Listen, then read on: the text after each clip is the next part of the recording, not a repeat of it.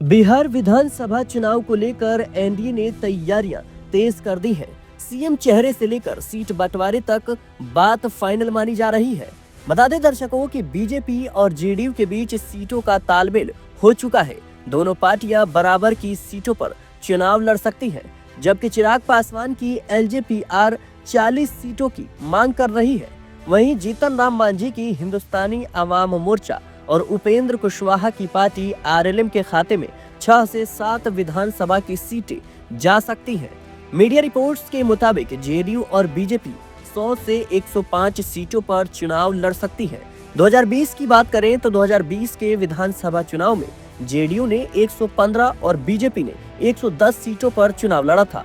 उस समय एनडीए का हिस्सा रही वीआईपी ने 11 और हिंदुस्तानी अवाम मोर्चा ने 7 सीटों पर चुनाव लड़ा था।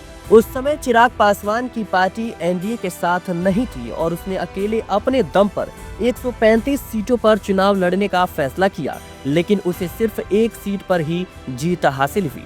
भाजपा को 74 सीटें मिली, जबकि जेडीयू को 43 सीटों पर जीत हासिल हुई।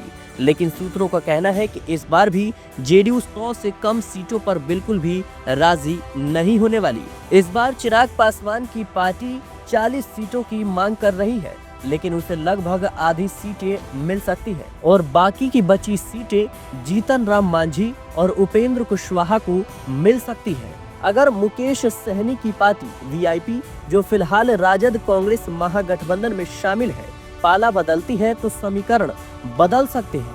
हालांकि अब उनकी पाला बदलने की गुंजाइश कम है। वो फिलहाल राहुल गांधी और तेजस्वी यादव के साथ लगातार काम कर रहे हैं। बता दें दर्शकों कि एनडीए के एक बड़े नेता का कहना है कि पिछली बार लोजपा की वजह से जेडीयू का प्रदर्शन खराब रहा था। पार्टी के पास अभी भी बिहार के लगभग 10% वोट है, खासकर अति पिछड़ा वर्ग।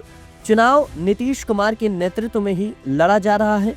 पूरा ध्यान उन्हें फिर से मुख्यमंत्री बनाने पर है। जेडीयू का बीजेपी से कम सीटों पर चुनाव लड़ने का कोई सवाल ही पैदा नहीं होता। Bureau report, media 24/7, Delhi.